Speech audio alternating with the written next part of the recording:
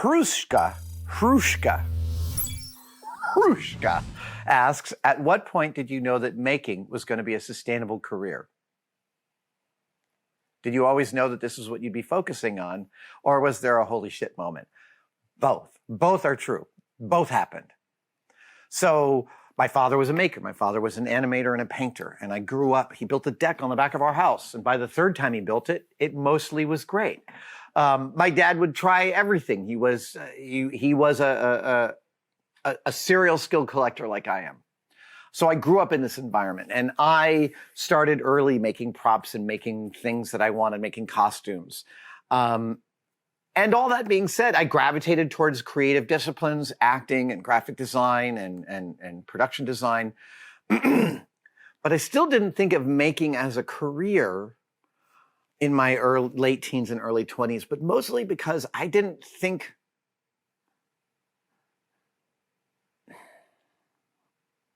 have an ambition for a specific kind of career. I kind of knew the area that I found interesting, but like when you choose a career, I feel like it comes about because you have a practical understanding that you have a makeup internally and like, what do you call it?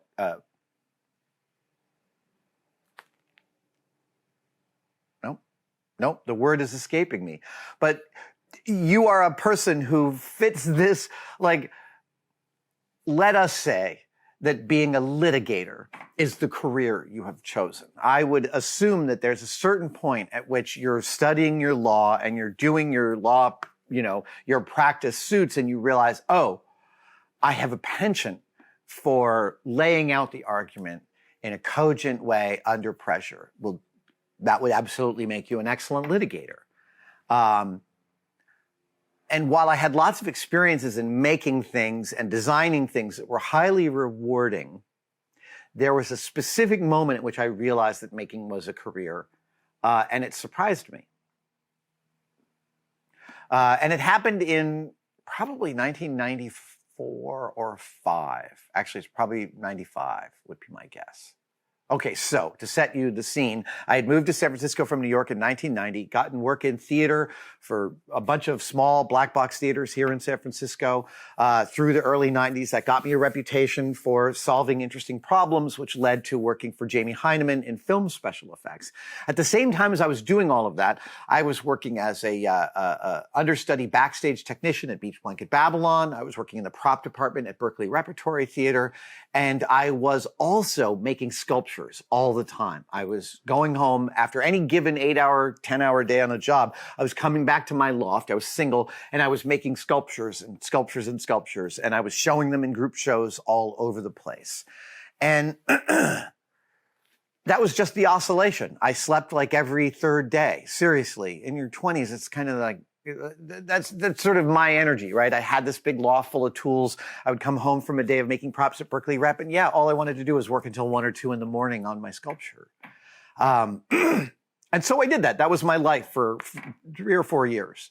And then I'm working for Jamie in special effects. He hired me on a Nike commercial first. And then that just led to like a snowball of months and months and months of commercials for Jamie. And in commercial special effects, every day is different. One day you're doing water falling in 6 different ways for a photographer to check light bounce. Another day you're making a retractable plug so a kid can look like he's plugging his forehead into the wall. And the next day you're making beer laugh. Seriously, at one point we made beer laugh. And that's a terrific, terrific training ground. The problem solving is fast and furious. And I found the process not only really rewarding, but I discovered that I was really good at it. I wasn't just kind of doing a job that was good enough. I realized I was genuinely terrific at this. And really specifically in the problem solving under pressure aspect of the film industry, which is one of the most, that is one of the central aspects of filmmaking. And I'm including television production and video production. And what we do here in this is it is a lot of high pressure decision making under tight time constraints in an expensive forum.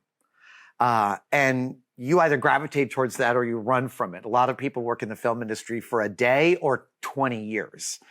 There's not a lot of in between. And for me, I found that high pressure environment of on-set problem solving to be just delicious. I loved how it felt. I loved how I was able to rise to those occasions and not take the pressure personally, not even take I had producers who yelled at me all the time, not even taking their enmity personally, just doing the job. And there was this moment, and I really specifically remember it, like a very physical feeling. I was pulling up to M5.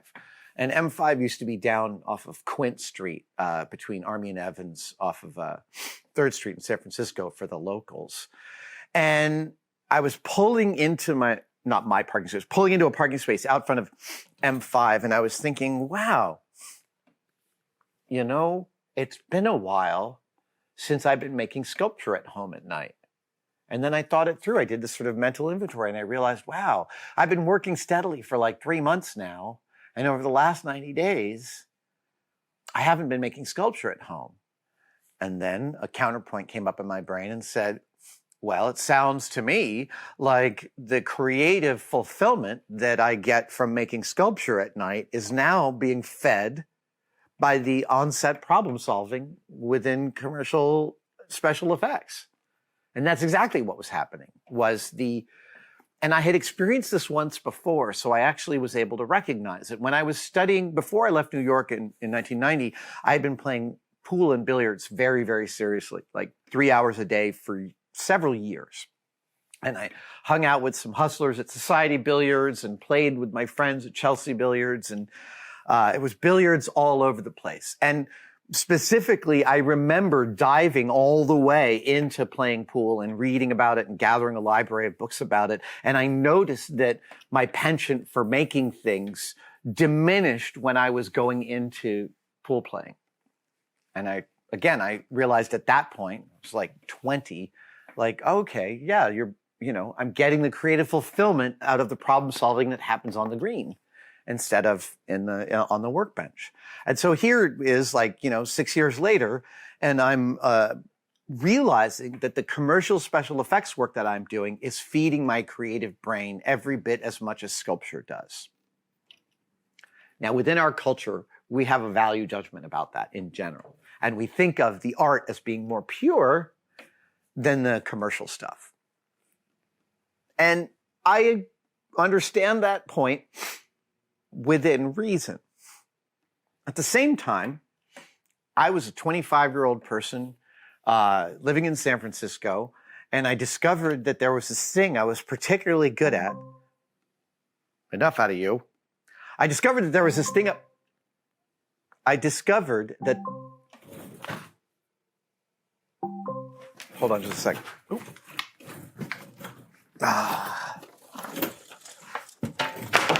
Unplugged.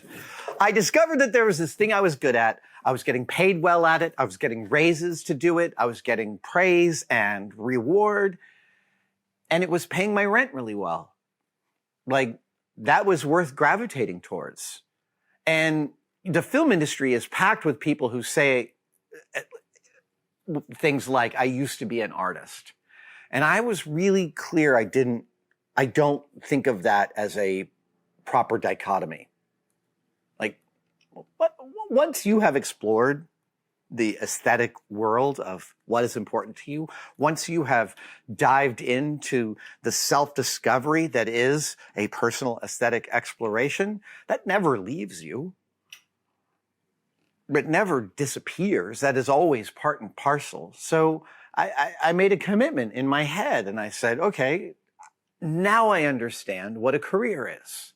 Really, like pulling into that parking space, I had that whole arc of thoughts. Doing less sculpture, must be getting the creative fulfillment. Oh my God, that's what a career is. It's getting creative fulfillment out of the thing that you're actually good at.